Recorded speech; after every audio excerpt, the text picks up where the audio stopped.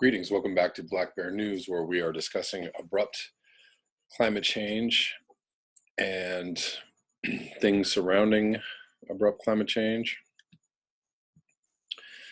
It is starting to touch many aspects of our lives. Not fully. Obviously, a lot of people are not aware of how bad things are getting. As long as there's, food on the supermarket shelves and gas at the gas pumps, and jobs to go to, and lights to turn on. As long as that's happening, then everybody's fine. When those things start to not happen is when the real questions begin. I'm going to start with this. This is from a couple days ago. This is from phys.org. No grass. Europe's livestock sector stricken by drought. Our cows have been living off hay cut in June. There isn't any grass, says Jean-Guillaume Anikin, a farmer in eastern France who, like his counterparts across much of northern Europe, is wondering how he will feed his animals this winter. Mediterranean countries long ago adapted their farming practices to little rain, but this year it is the north of Europe confronting a widespread drought that could see farmers having to send much of their herds to slaughter due to a lack of feed. In Sweden, where swaths of territory were burned by wildfires this summer as the country baked under century-high temperatures, the grain harvest is expected to be down around 30%, and it is unclear whether recent cooler temperatures will allow farmers to take in more hay. The feed shortage will be felt this coming winter. Harold Svensson, chief economist for Swedish Board of Agriculture, told AFP, explaining that most farmers have relied on their winter feed reserves during the drought this summer. The situation is similar in Germany, where officials say 1 in 25 farms is at risk of going out of business. In Lower Saxony, a key region for growing fodder crops, the harvest is expected to be more than 40% down from normal years. In the Netherlands, the deficit for fodder is estimated to be 40 to 60%, according to the Agricultural Association, with the deficit for grain at 20%. Price gouging. The English countryside is far from its normal undulating green this year, having not seen a drought like this in 80 years. According to the official Agriculture and Horticultural Development Board, milk production is down sharply due to the lack of hay. In France, the East has been suffering since the beginning of July, and the rest of the country since August with an extended heat wave, said Patrick Benezit of the FNSEA umbrella group of the French Farmers Union. Or I guess it's Benezit. I don't know. In many places, even in the Massif Central, the water tower of France, there won't be a second cutting of hay, and this is really worrying, he told AFP. Benezit also criticized the price gouging for straw. Farmers need to buy straw to mix with hay to feed their animals, and the traders are profiting from the situation by asking for up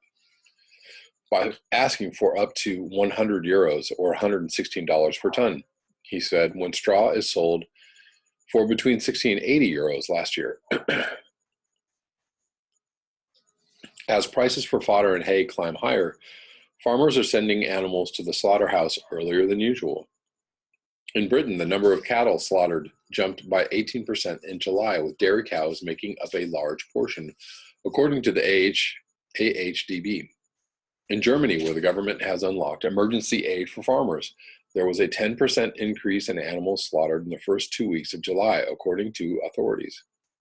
The Swedish government has responded by pledging 1.2 billion kroner in aid for farmers to buy fodder and avoid sending their animals to the slaughterhouse. French farmers are concerned due to the monopoly on slaughterhouses by the Bigard Group. We are afraid they'll turn the drought into a bonanza by buying our animals at even lower prices when we already have difficulty surviving, said one livestock farmer who requested anonymity. Throwing in the towel. The situation is dire for dairy farmers who have already been complaining that they are not being paid enough for their milk to survive. The winter risks being catastrophic, said another French farmer. To complement the rations of the animals, we are going to have to buy grain, the price of which went up this summer, so milk will become more expensive to produce.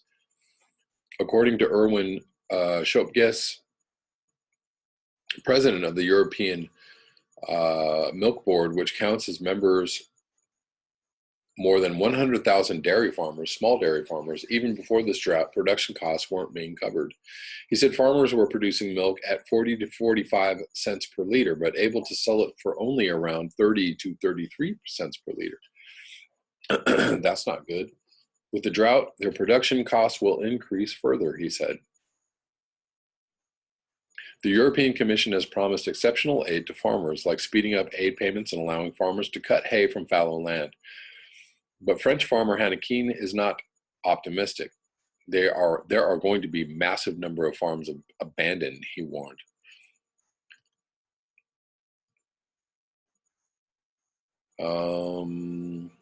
Not good. Excuse me. Here is another article I've been trying to read, but it looks to be quite long, or maybe not. I don't know. Maybe I'll read the essential items and move on. This is from the LA Times. Climate change will be deadlier, more destructive, and costlier for California than previously believed, state warns. Again, faster than expected, worse than expected, costlier than expected. Heat waves will grow more severe and persistent, shortening the lives of thousands of Californians.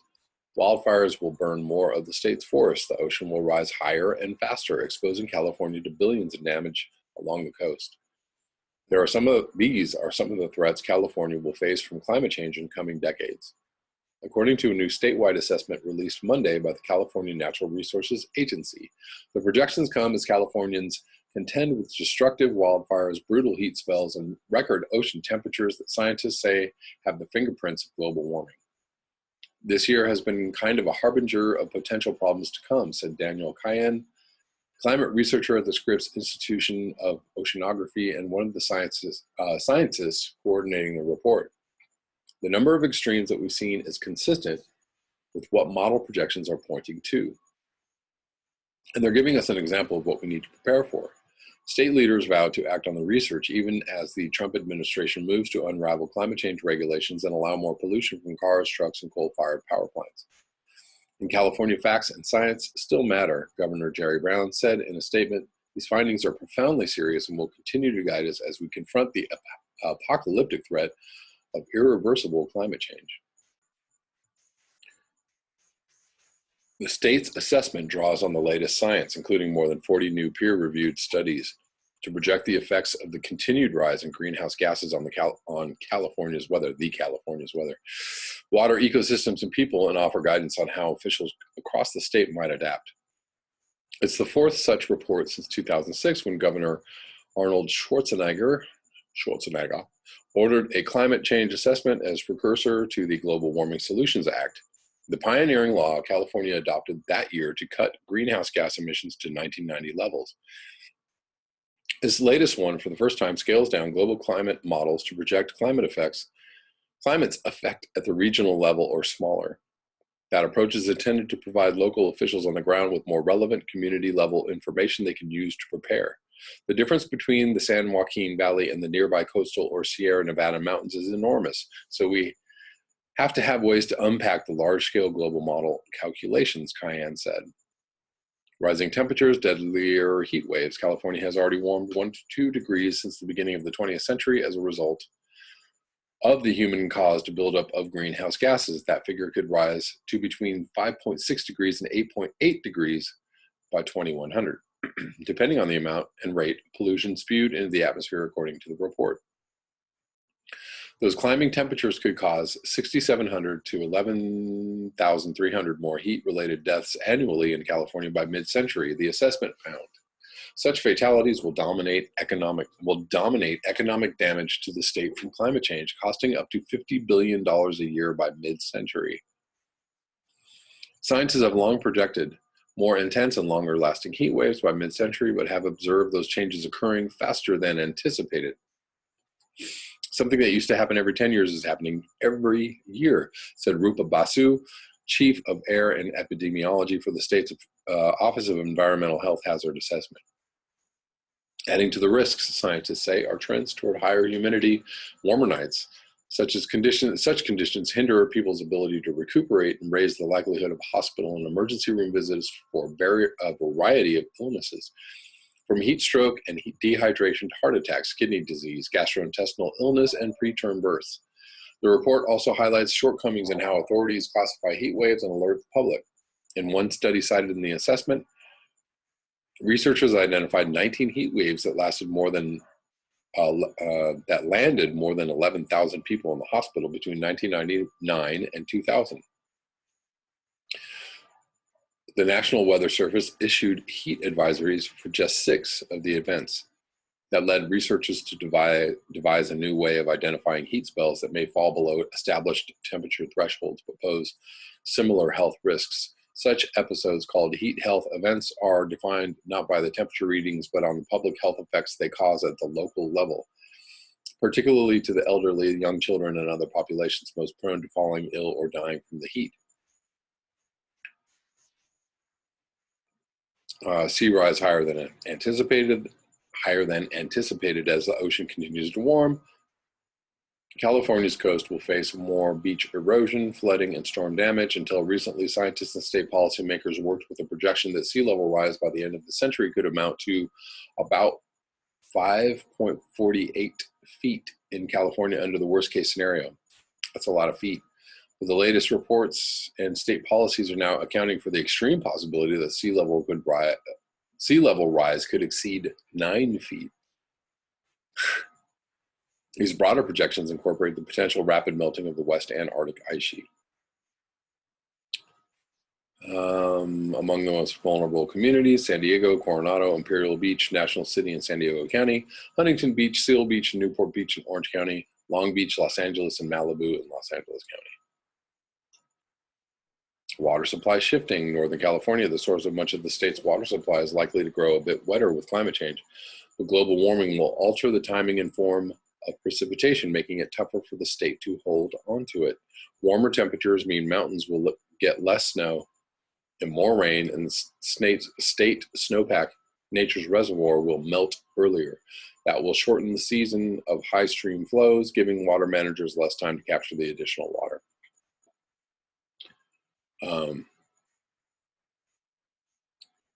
But if only they would just not let this water run to the sea, as Donald Trump thinks is happening.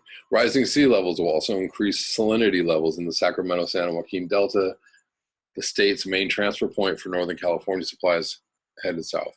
As a result, more fresh water must move through the Delta to maintain water quality. Higher temperatures will drive up agricultural water use north of the Delta. Taken together, those effects could reduce Delta exports to San Joaquin Valley agriculture and Southland cities by 10%. Only 10%, geez, by 2060. Researchers found the amount of water stored in key Northern California reservoirs at the end of the summer season could decline by a quarter. More destructive wildfires. Rising temperatures drive more wildfire in California. The greatest increase is expected in the forests of the Sierra Nevada and southern Cascade Mountain ranges. Forest area burned every year could more than double by the end of the century, according to research by UC Merced professor Anthony Westerling.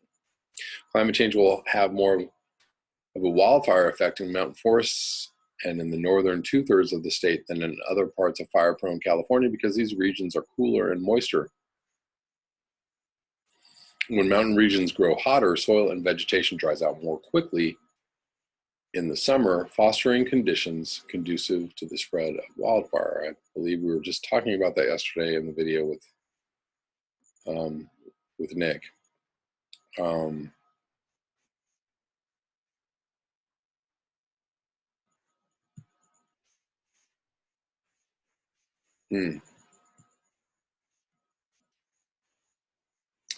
More air conditioning, but lower gas bills. What? Rising temperatures will increase demand for electricity across the state as more people install and use air conditioners, even in coastal areas where people have traditionally gone without them. If San Francisco, with its pleasant coastal climate, gets Fresno's hot climate by the end of the century, even cool San Franciscans will install window units in existing apartments, and new construction will be built with central air conditioning, according to one study included in the state's climate assessment.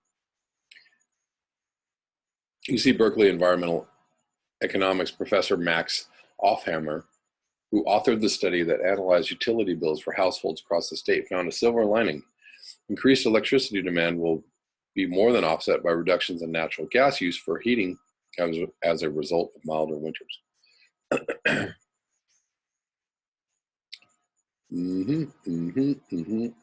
All of this is not looking good. I'm going to move on to an article that I was, let me see.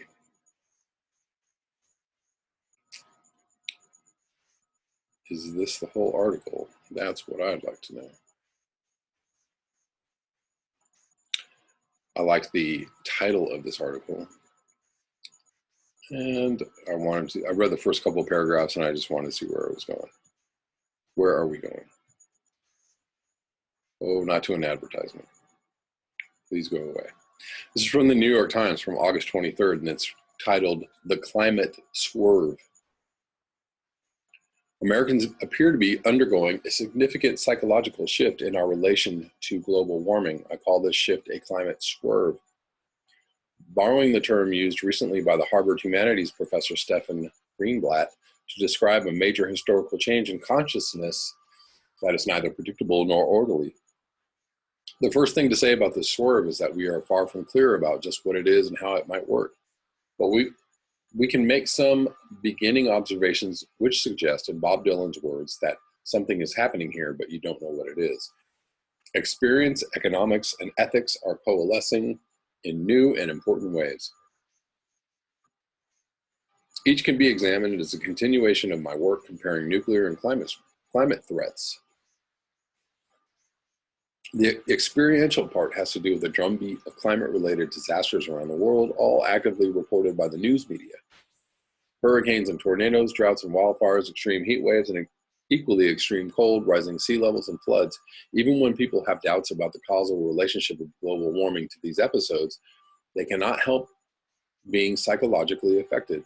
Of great importance is the growing recognition that the danger encompasses the entire Earth and its inhabitants. We are all vulnerable. This sense of climate threat is represented in public opinion polls and attitude studies. I like that. Let's study your attitude. A recent Yale survey, for instance, concluded that American certainty that the Earth is warming has increased over the past 3 years, and that those who think global warming is not happening have become substantially less sure of their position. Well, good for them.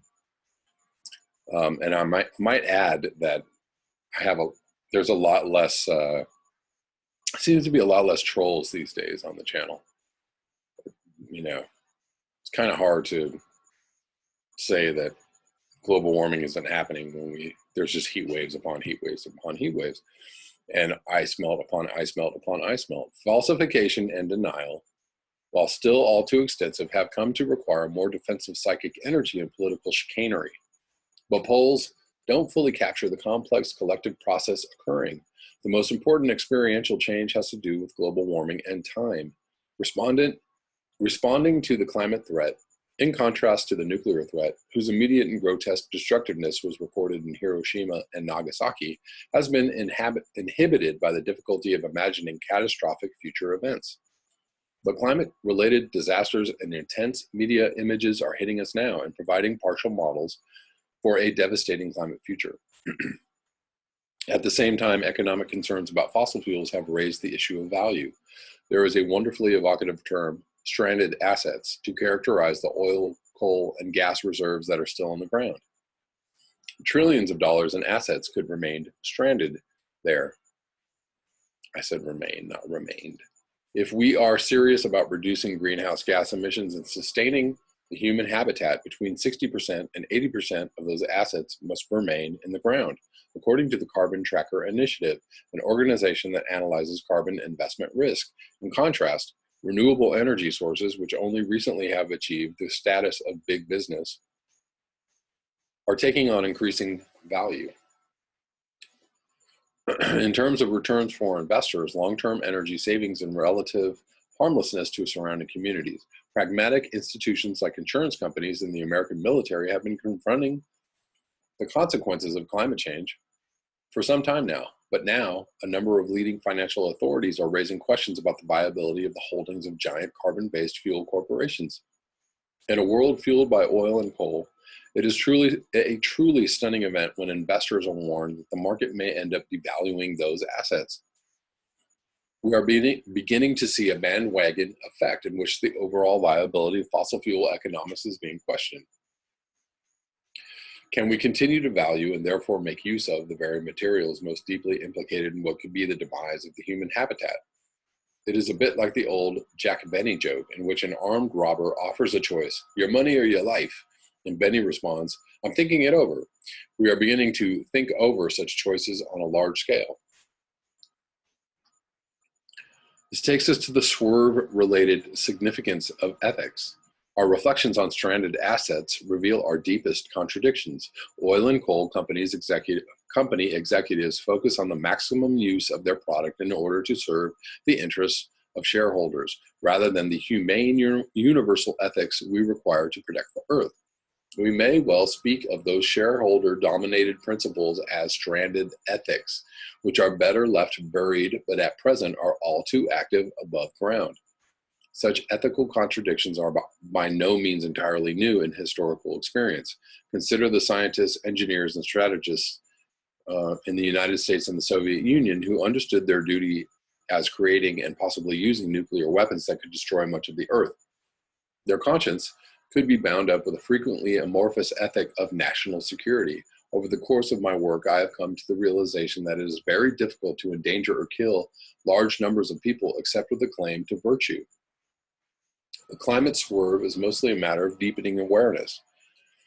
When exploring the nuclear threat, I distinguished between fragmentary awareness, consisting of images that come and go but remain tangential, and formed awareness, which is more structured, part of a narrative that can be the basis for individual and collective action. In the 1980s, there was a profound worldwide shift from fragmentary awareness to formed awareness in response to the potential for a nuclear holocaust. Millions of people were affected by that nuclear swerve. And even if it is diminished today, the nuclear swerve could well have helped prevent the use of nuclear weapons. With both nuclear and climate threats, the swerve in awareness has had a crucial ethical component. People came to feel that it was deeply wrong, perhaps evil, to engage in nuclear war, and are coming to an awareness that it is deeply wrong, perhaps evil, to destroy our habitat and create a legacy of suffering for our children and grandchildren. Well, if they are believing that, they don't seem to be doing a whole lot about it. Social movements in general are energized by this kind of ethical passion, which enables people to experience the more active knowledge associated with formed awareness.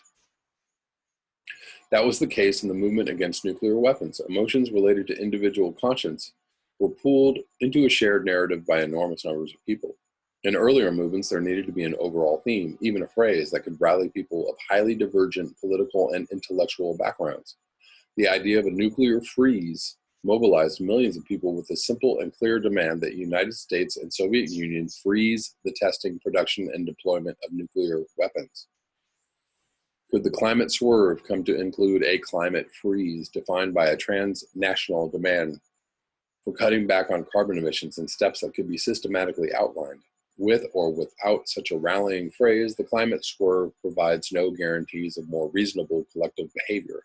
But with human energies that are experiential, economic, and ethical, it could at least provide, and may already be providing, the psychological substrate for action on behalf of our vulnerable habitat and the human future. Alrighty. I don't know how y'all feel about that. It was a good article. Again, kind of leaving a lot on the table and a lot to be a lot to be desired as far as, like, you know, a way forward, I guess. But it was something. I will link these articles in the description box below. And I'm going to end this video a little bit early tonight, as it is already late here on the West Coast of the US. Thank you so much for your eyes, your ears, and your conscience. If you'd like to support this channel, you can do so at the links below. Until next time, peace.